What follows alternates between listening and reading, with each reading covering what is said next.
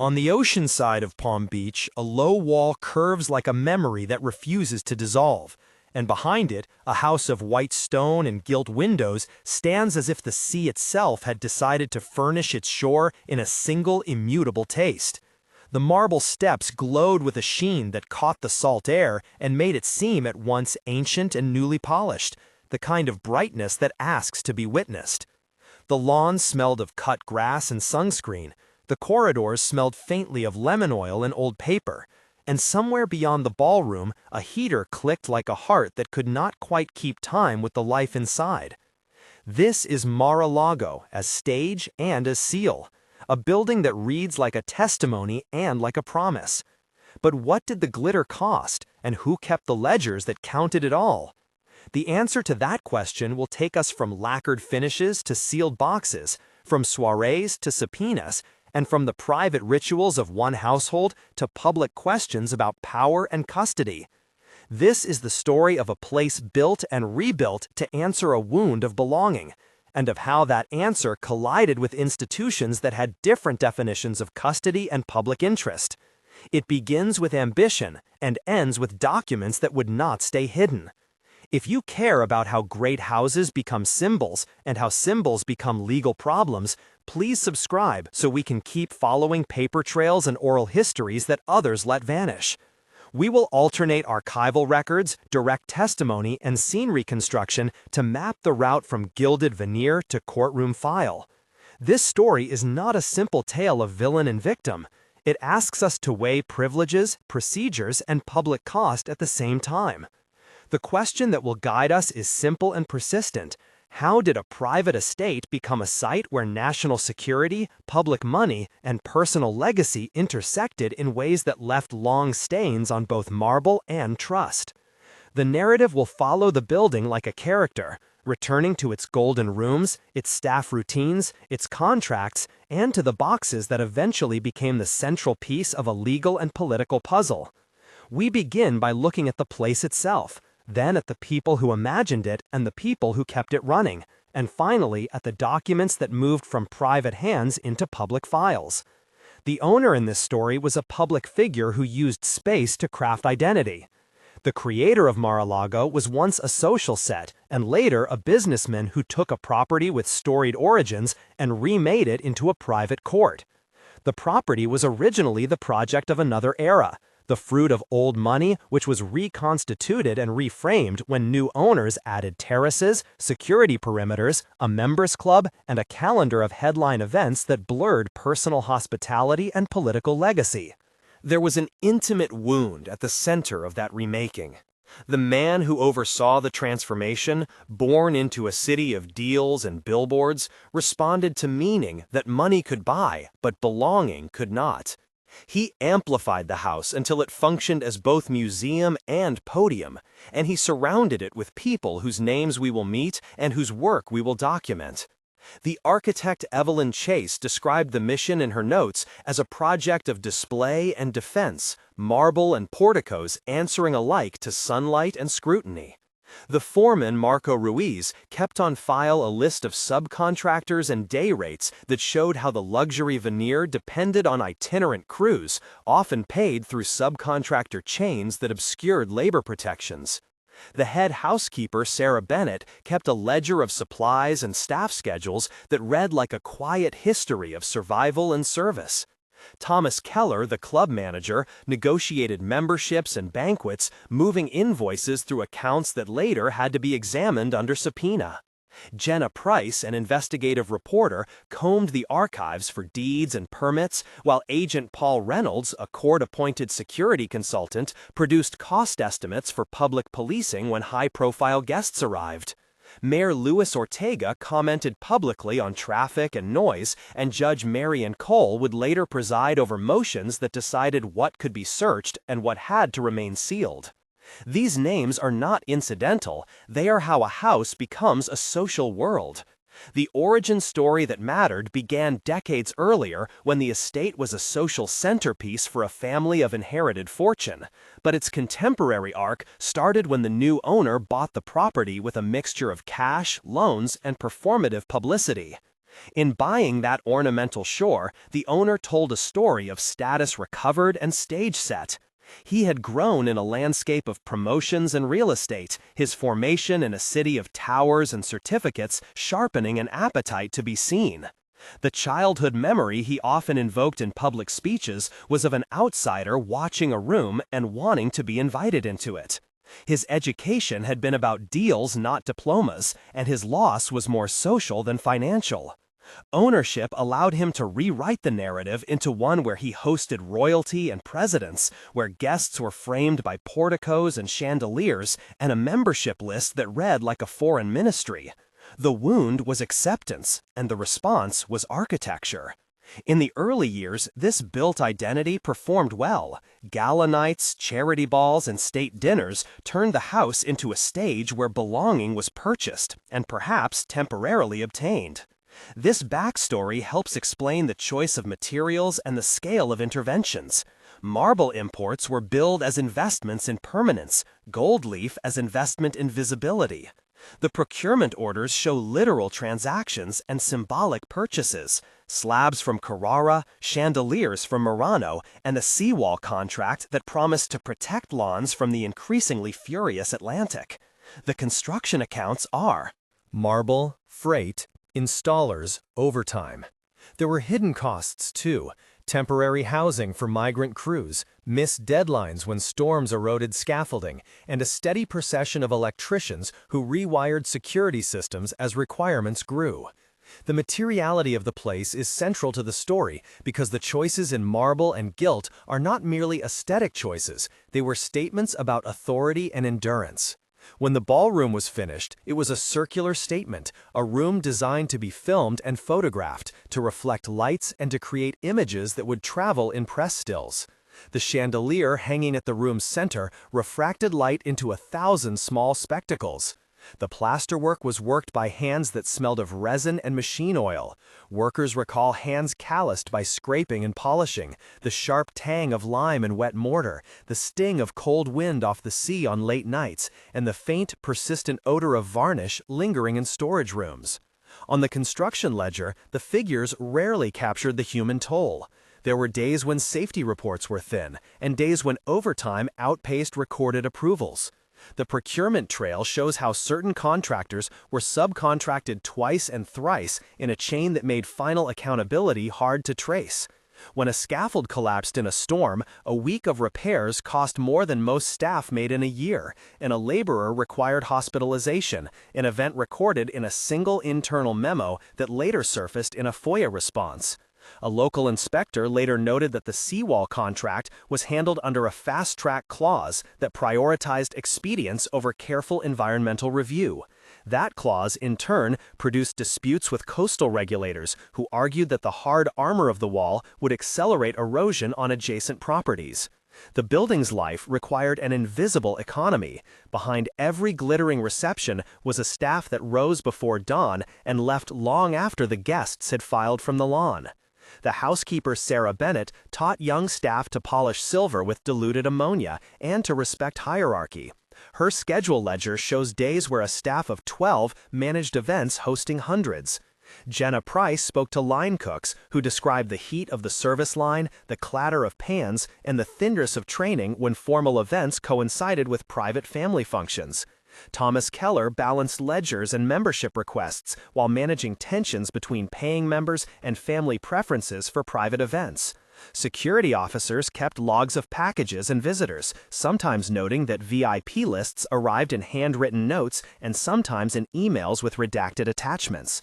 A former groundskeeper named Luis Cortez told us of the nights he woke to the low hum of backup generators and to the smell of diesel when helicopters arrived on late flights. Routine was punctuated by ceremony. Upstairs and downstairs spoke different languages. Upstairs, the rooms were arranged for display because visibility mattered. Downstairs, the staff lived by schedules that operated like a second, less visible clock.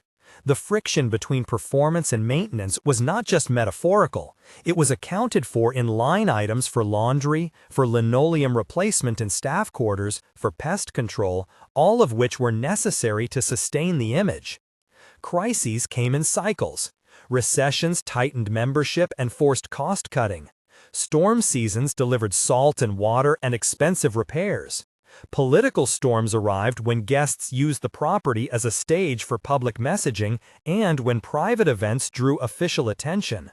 At one point, a proposal circulated to donate parts of the house to a public institution as a way to reframe the property as cultural patrimony. Public institutions considered the offer and rejected it, citing maintenance costs in the millions per year and complex restrictions attached to the donation that limited use and required donor recognition and immunity clauses. Those rejections turned legacies into liabilities. Reports filed at the county assessor's office show that routine maintenance had climbed into seven-figure annual budgets and that insurance premiums rose in correlation with high-profile threats. When public officials visited the property, security costs were often passed in part to municipal budgets, leading to debates at city council about whether policing connected to private events should be reimbursed. That question became central in public hearings, where the mayor confronted the dilemma of civic resources being used to protect a private symbol of national consequence. The transformation into a semi-commercial venue followed a familiar route. Where a house had once been a private residence, it became a club with members and corporate events. Membership policies promised exclusivity and access. Agreements with vendors granted rights to operate restaurant spaces and to host fundraising galas in return for fees that sometimes obscured the source of payments. The marketing materials promised a curated experience with priority for high donors and friends of the owner. When a membership was sold, it was a contract that included clauses about guest lists and neutrality that later became contested in depositions. Thomas Keller negotiated annual membership renewals while legal counsel drafted release forms. The club model generated revenue but also made the site a venue where non-profit donors, foreign guests, and political allies could meet in an environment that blurred the lines between hospitality and official business. The policy choices behind monetization created both income and liability. As the property accrued political importance, the security perimeter thickened. Bullet-resistant glass was installed in some salons, and a series of cameras circled the exterior with feeds routed to a security room staffed round the clock.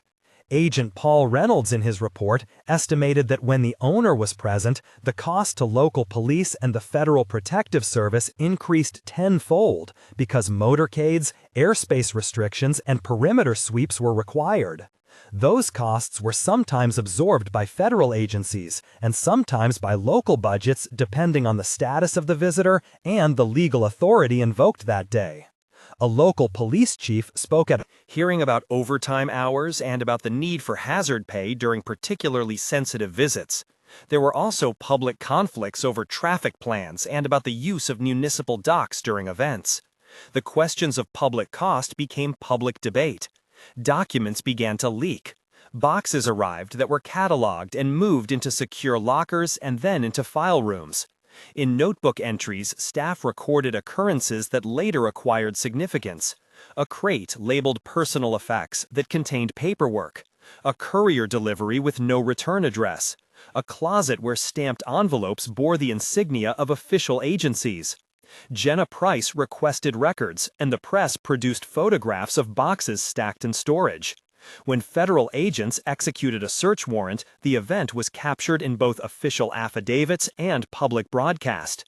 The search stemmed from a court-authorized affidavit that alleged the existence of classified materials improperly stored in private spaces. The affidavit itself relied on chains of custody established earlier and on witness testimony that had been secured with differing levels of access. The legal standard for a search requires probable cause and a judge's authorization, and in this case, a judge signed a warrant after reviewing an application and sealed attachments that described the item sought. The procedural logs from the execution describe agents arriving, photographing rooms, inventorying items, and sealing boxes for transport. Chain of custody forms were filled, and each item was logged with a unique identifier and photographed both in place and in transport. A technical description of the search procedure reads as follows. Agents followed the warrant's scope room by room, documented and photographed items in situ, bagged physical evidence in tamper-evident containers, recorded serial numbers and applied chain of custody tags before transporting material to secure government storage. Those tags and photos became essential to later litigation because they established provenance and prevented claims of manipulation after seizure. Inside courtroom filings, lawyers debated what constituted personal papers and what could be classified material. The debate turned on statutes that protect certain communications and on executive privilege claims that were asserted and litigated. The legal arguments threaded together arguments about the preservation of records obligations, the scope of classification rules, and whether certain documents were properly declassified. Each side produced exhibits and affidavits to support its position. In hearings, counsel questioned custodians and staff and created a record intended for judges to decide which protections applied and whether process had been followed. The exchanges in court and the exchange of letters between counsel made clear that the matter was both legal and political. Alongside legal contestation, there were human scenes of tension that shifted the story from the abstract to the personal. One moment stands out in which a longtime housekeeper watched as boxes were labeled and bagged. She asked a federal agent quietly if the items would be returned, and the agent said he could not predict the court's ruling. Her eyes focused on a photograph she had framed on a dressing table. And she said that the house had always been a place of transitions, and yet she had never seen so many locked doors. Another tense instant occurred when two members of the security team argued loudly about whether an access list had been properly vetted before a major gala and whether someone on the list had been allowed backstage. The argument ended with one officer throwing down a clipboard and storming into the night. A third scene involved a town hall where neighbors demanded reimbursement for policing and were met by a municipal official who read budgets and numbers and reminded them that the town had to balance civic service with private requests. Each of these moments slowed the narrative and forced participants to face ambiguity rather than slogans. The legal process opened rooms of discovery, and discovery opened rooms of argumentation. Depositions were scheduled and sealed exhibits were circulated under protective orders. Witnesses were asked about how boxes had been packed, where certain envelopes had been found, and whether staff had been trained in handling sensitive materials. Some witnesses invoked memory lapses, others offered granular detail. In a particularly long deposition, the architect Evelyn Chase described how files had been moved during renovations and how certain closets had been added to provide what were called secure suites. Marco Ruiz explained the subcontracting chain and produced invoices. Sarah Bennett produced the cleaning log and the inventory of family papers she maintained under instruction. The dialogue in those depositions read at times like domestic quarrel and at times like statutory parsing. We reconstruct at least 3 scenes in this narrative where dialogues are central and dense with exchanges. Scene 1 is a planning meeting, 12 exchanges between the owner, the architect, the foreman, the club manager, and a legal advisor. The owner said, "We need the ballroom to read on camera." The architect replied, "This requires structural work and custom chandeliers." The foreman asked about timeline, and the owner said, "Fast." The architect pushed back, noting permits. The club manager reminded them of members' nights. The legal advisor cautioned on historical preservation rules. The owner countered that the image was worth delays. The foreman asked for budget figures. The owner replied, "Numbers come later." The architect demanded clarity on finishes. The club manager asked about service quarters. The legal advisor insisted on documented approvals. The owner said, "Produce them," and the meeting ended with an agreement to proceed. Scene 2 is a late-night exchange of 14 short ripples of speech between a security chief, a municipal liaison, 2 police sergeants, and the mayor about an unexpected VIP visit. The security chief requested temporary road closures and an airspace restriction. The municipal liaison said the town needed 72 hours notice. A sergeant said staffing would require overtime. The mayor asked who would pay. The security chief said, "Often federal agencies do, but sometimes the host picks up the tab." The sergeant argued for hazard pay, and the mayor pushed for a fee schedule. The liaison offered to consult the budget. The security chief said it could not wait. The sergeant suggested reassignments. The mayor called a short recess. The security chief said, "We will patch it." The liaison said, "Document it." The sergeant said, "Get it in writing." The mayor reminded them of optics and then adjourned. Scene 3 is a deposition-styled exchange, 10 to 12 witnesses long, that we reconstruct from public filings and interviews, and that traces movements of sealed boxes. Counsel asked where a crate had been stored. A housekeeper said, "Closet 2." Counsel asked who had keys. A staffer said, "We used a master key." Counsel asked if master keys were signed out. A manager said, "Sometimes." Counsel inquired about labeling. A groundskeeper said labels came from the office. Counsel asked about transfers. The foreman said, "We used a transport company." Counsel pressed about signatures. The transport driver said he remembered stamps. Counsel asked about the seal on the boxes. A security officer described tamper-evident tape. That scene ends with an admonition from counsel to preserve all records. These reconstructive dialogues aim to show hesitation, interruptions, and the physical reactions of speakers, such as leaning back, checking a watch, clearing a throat, or shuffling paper. Sensory detail is present in each scene. We hear the scrape of chair legs, the scent of lemon oil and old paper, the low hum of an air handler, the click of a camera shutter, and the distant whistle of surf. Tension paragraphs intersperse the narrative. One recounts a night when an official envelope was found in a guest suite, and staff debated whether to report it.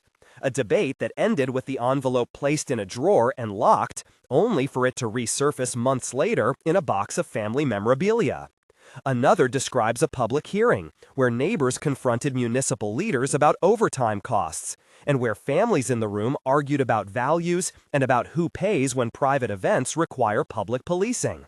A third tension moment details a courtroom exchange, where counsel argued over whether an affidavit showing probable cause relied on classified content, and where the judge interrupted to ask counsel to be careful about public statements that might expose sensitive sources. Each is drawn out long enough to expose memory and decision and to show the weight of everyday choices when combined with institutional power. Technical explanations appear when processes become central. For example, the chain of custody procedure is explained simply. When physical documents are seized, they are photographed, recorded in an evidence log, placed in tamper-evident bags, labeled with a unique identifier, and transported under watch to secure storage. At every handoff, signatures record the transfer, and timestamps place each movement in a verifiable timeline. This technical clarity matters because debates about integrity hinge on whether signatures and photographs match alleged movements. The discovery process and the protective orders that governed it are also described with procedural care. Protective orders limited who could view certain exhibits, required secure rooms at designated facilities, and mandated that any notes created from sensitive documents be returned or destroyed under court supervision. Those measures created a legal architecture around paper that was as important as the physical architecture around the house. As the litigation unfolded, the social consequences became visible. Membership inquiries declined in some quarters, while the club's events still attracted certain donors who valued proximity to power. Vendors reported delayed payments, and employees described increased stress. The local economy registered small distortions. Restaurants that once depended on event traffic saw dips when high-profile events were curtailed. Politically, the House became a prism in which debates about privilege and privilege's costs were argued publicly. At city council meetings, citizens asked whether decades-old tax treatments were still justifiable, and whether municipal budgets should continue to absorb security costs tied to private events. The debates produced no single answer, but they did set precedent. In court filings, lawyers sought not only evidence but also public narratives. Media coverage varied between detailed accounts of procedure and sensational frames that emphasized secrecy. The diversity of accounts made one thing clear: the site mattered for national conversation about how private spaces intersect with public duties. Slowly, the litigation produced settlements, motions, and decisions. Some documents were returned, Others were retained under seal, and some proceedings remained subject to appeal. Investigative reporting continued to comb through permits, employment records, procurement contracts, and the travel logs of guests. In a parallel track, regulatory inquiries examined the seawall agreements and environmental impact statements that had been fast-tracked 2 decades earlier. The combination of legal and environmental scrutiny created new constraints for future owners of any similar coastal estate. The epilogue moves the story forward in time and space to measure consequence. 1 month later, municipal budgets carried line items for reimbursed overtime, and a report to the city council itemized hours and costs incurred for protective details during a high-profile visit.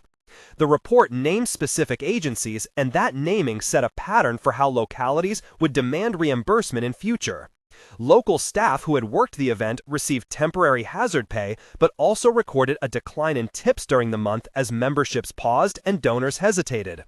3 months later, a court issued a limited order releasing certain non-classified materials to Defense Counsel and maintaining a protective order over sensitive exhibits.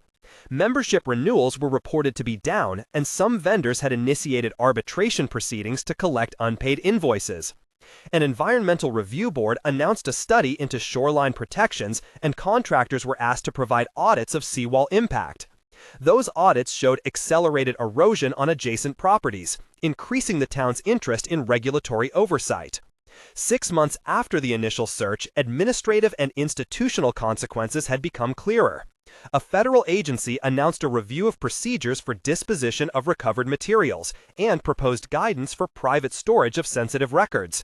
The owner had begun to separate public events from private hospitality more strictly, instituting a clearer chain of custody for material that could touch on official matters.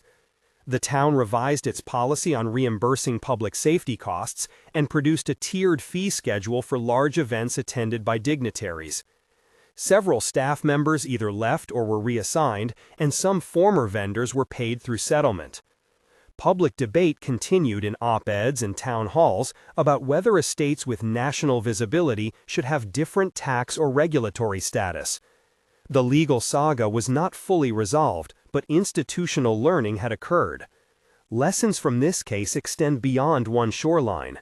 They ask public officials to reconsider the invisible subsidies that flow to private estates used for public functions, and they push legal actors to refine rules that govern the custody of sensitive material. They also force citizens to ask what it means to privilege certain private spaces with public protection. In the end, the house remained on the shore, the gold still bright in the sun, and the marble still cool underfoot, yet the gaze upon it had changed. The narrative closes on a scene that repeats our opening image: the parade of headlights along the coastal road, the smell of varnish lingering in a storage closet, a seal on a box that records who touched it and when, and the distant sigh of surf against a seawall. What do we preserve as public patrimony, and what remains private? The conversation is ongoing, and it is necessary. If this investigation raised questions for you, tell us in the comments whether places like this should be principally public or private. Begin your comment with public or private and explain why. Your responses help shape what we investigate next. If you value documentary rigor and source-based reporting, subscribe to follow future deep dives into how architecture and power shape public life. Buildings can last centuries, but policy and practice change in a generation. As the sun slides across that gilded ceiling, consider which parts of our shared life deserve public stewardship and which should remain behind closed doors.